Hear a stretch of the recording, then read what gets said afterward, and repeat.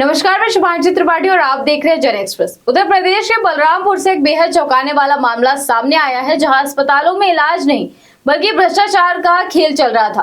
Vigilance जांच में खुलासा हुआ कि स्वास्थ्य विभाग में करोड़ों रुपए की अनियमितताएं की गई और ये खेल कोई छोटा मोटा नहीं बल्कि बड़े अधिकारियों और नेताओं तक पहुंचता दिख रहा है।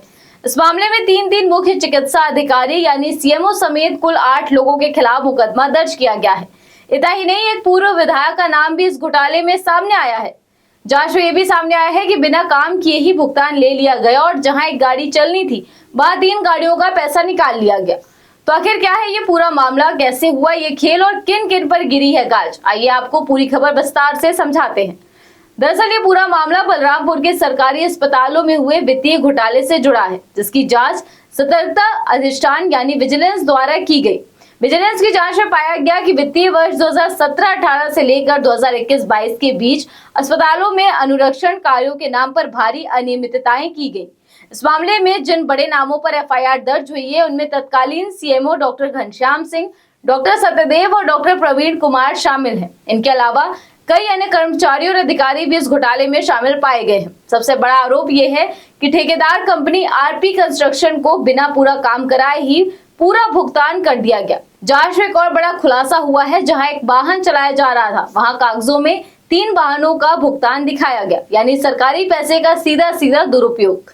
इतना ही नहीं, चिकित्सा प्रतिपूर्ति के नाम पर 10 से 25% तक कमीशन वसूला गया, बिना टेंडर के प्रिंटिंग जैसे कार्य कराए गए और उसमें भी गड़बड़ी की गई। विजिलेंस की रिपोर्ट में यह भी सामने आया कि तत्कालीन अधिकारियों ने अपने पद का दुरुपयोग करते हुए नियमों को ताक पर रखकर मनमानी की।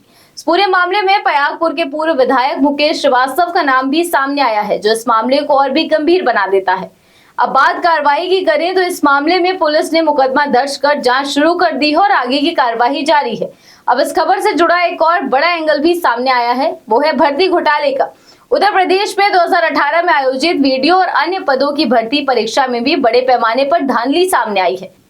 इस मामले में कुल 173 आरोपितों के खिलाफ अपराध प्रमाणित हुआ है। कई आरोपितों को पहले ही गिरफ्तार कर जेल भेजा जा चुका है। हाल ही में टीम ने 3 और आरोपियों को गिरफ्तार किया है। जांच में ये भी सामने आया है कि ओएमआर शीट्स में छेड़छाड़ कर अपात्र अभ्यर्थियों को पास कराया गया।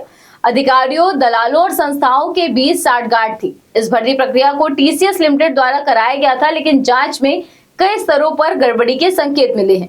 तो कुल मिलाकर बलरामपुर का ये स्वास्थ्य घोटाला और भर्ती परीक्षा में धांधली दोनों ही सिस्टम की गंभीर खामियों को उजागर करते हैं।